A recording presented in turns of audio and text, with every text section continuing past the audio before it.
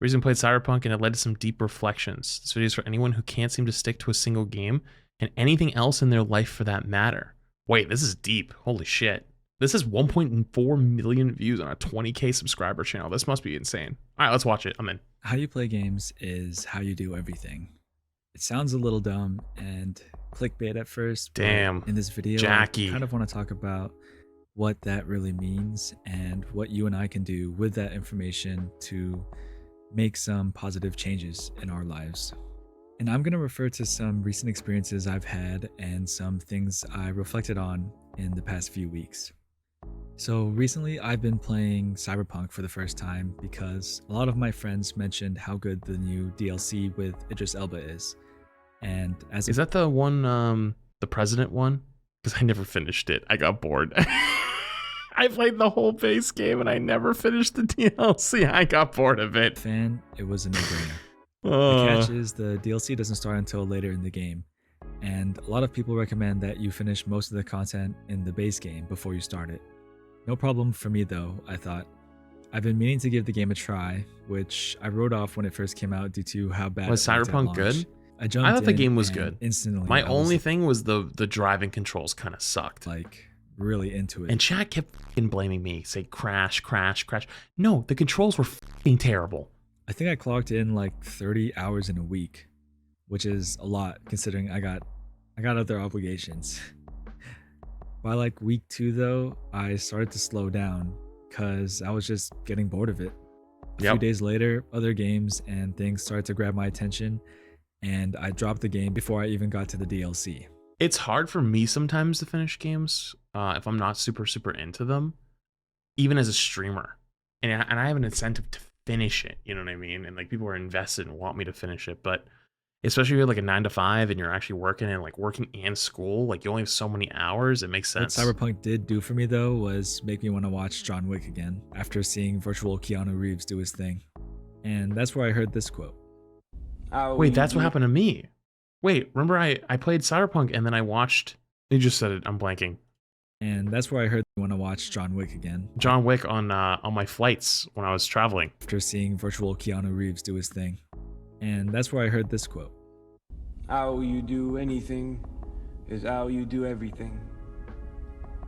Call it the first and the last rule of life. At first I was thinking like, damn, this guy sounds sinister as hell. But then my next thought was, does this quote have any truth to it?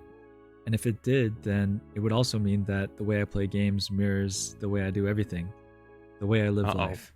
And I sat there for a while and thought, damn, yeah, I think that tracks. Now, I'm not saying that the quote means that since I played a ninja with a katana in Cyberpunk that I studied the blade in real life. What it's saying is that our actions, big or small, quick or slow, tend to follow a pattern. It means in general, people think and act in a consistent way. We're all creatures of habit. That's if you're true. a meticulous planner in life, chances are you game the same way. Or if you're a really aggressive risk taker in life, you probably played Jet in Valorant and bottom frag. Yeah, I didn't need to get called out like that, but no, I'm actually more of a planner. And you guys know this from when I do variety and stuff like that. Like you've heard me probably talk about it before, where it's like, yeah, like next week there's new season or mid-season, there's probably drops, which means I'm going to stream Overwatch, which means I probably don't want to start anything that's too long, so I won't start something, right? Like I'll be like, okay, I don't have enough days to finish it by then, and so like I'll plan like all of that out. Unfortunately, in my case, since I'm the type of person that always finds some shiny new. But at the same time, though, I don't even really keep a strict schedule. So it's like I'm a planner, but I'm not. It's weird. Game to play, jumps wholly into it, and then gets bored and moves on without completing it. It means that's how I am in real life. And it sucks because it's pretty much true. I'm like a serial starter. I get interested in the idea of some hobbies and projects. Oh no. And I start out really excited. I know exactly where they're going with this. But then this. I burn out. Like, I don't know why it's so hard for me to broad stick planner, to but not something for a long specific period of planner. time, Yes. or until I complete it. It's kind of like this channel too. You can clearly see how frequent I was posting at the beginning, and then I had my first video cross 1,000 views. Damn. And then I just slowed down a bit. Just while making this video, I had. So no flame to this person at all, but this is actually what happens to most people in content. People talk about wanting to be streamers and wanting to be creators all the time. And there is a luck factor for sure, but there's more than just luck. There's also being ready for your lucky moment, and being consistent is a big part of that. You can have a TikTok or a video go viral, but if you're not consistently uploading and you haven't been like keeping up with it after, all that means nothing. So whenever I see someone who's like tried content and they're failing or they're not doing well with it, this is like probably the biggest thing, the biggest indicator is like they're just not consistent with it. Especially back here, you see like almost back-to-back uploads, and another one at the end of the month and another one towards like at the very end of the month. Like, posting at the beginning. Oh man. And then I had my first video cross 1,000 views. And like this was your chance right here. Boom. I just slowed down a bit. It's tough. Just while making this video, I had the urge to play Hades 2 and also learn how to draw. I mean, obviously the video we're watching went crazy, so like obviously they didn't lose completely, but you get what I'm saying. Like, I don't even know what that is. And I think that's why this quote stood out to me. Another way I realized that this quote holds some truth. No, it's not just consistency. It's more than consistency. Like there is luck, right? But like there's a few things. Like having good habits is a big part of it. Like, and also something like not everyone's good at everything. Like, right, like if you see me right now, I'm doing like non-Overwatch content, right? Whether that's React stuff, whether that's covering news stuff, it's whatever. Like there's certain things that we're not good at. Actually, you know what's funny? I'll tell you right now. I had a conversation with Seagull the other night because I was kind of in my own head at night. Well, I was like, damn, am I doing the right thing? And because I was like struggling with a couple concepts, right? And I was like, can you keep it a buck with me? Like, what am I doing right? What am I doing wrong? And like he 100% did. And he gave me some very good advice out of it, right? But what I realized more than anything was I can't get away with the same stuff I've gotten away with because like a lot of it's just easy coasting in Overwatch stuff. I already made it. I made it in Overwatch. I made it. Like I can upload fucking me yapping about whatever the fuck random shit is. I don't even have to put a thumbnail on it. I could make a video right now, upload it with no editing, no thumbnail. That's it. And it would still get 50K views or more. Easy. Wouldn't be very hard. I could do it tomorrow. I could do it literally tomorrow as an experiment. But doing it for something outside of that, you got to put more effort in. Like the marketing matters a lot. Thumbnails matter a lot. Like all that kind of stuff does matter a lot, right? It's something you kind of have to like really look in and look at yourself for. During the tail end of my time with Cyberpunk, I started rushing through quests so I could get to the DLC. The game started to feel like this long to-do list, and I just kept pushing through, only thinking about. I don't think you're in trouble. I think crap just accidentally. Yeah, my Twitch page just completely froze. Oh, that's lovely. Oh, just I got distracted by the misclick. And I just kept pushing through, only thinking about the DLC. Go here, shoot this guy, jump off that, drive here, loot this. And I mean, at times, that's kind of how real life has felt too. Lately, I've been feeling the pressure again of completing and achieving these things that society has decided are the main story quests.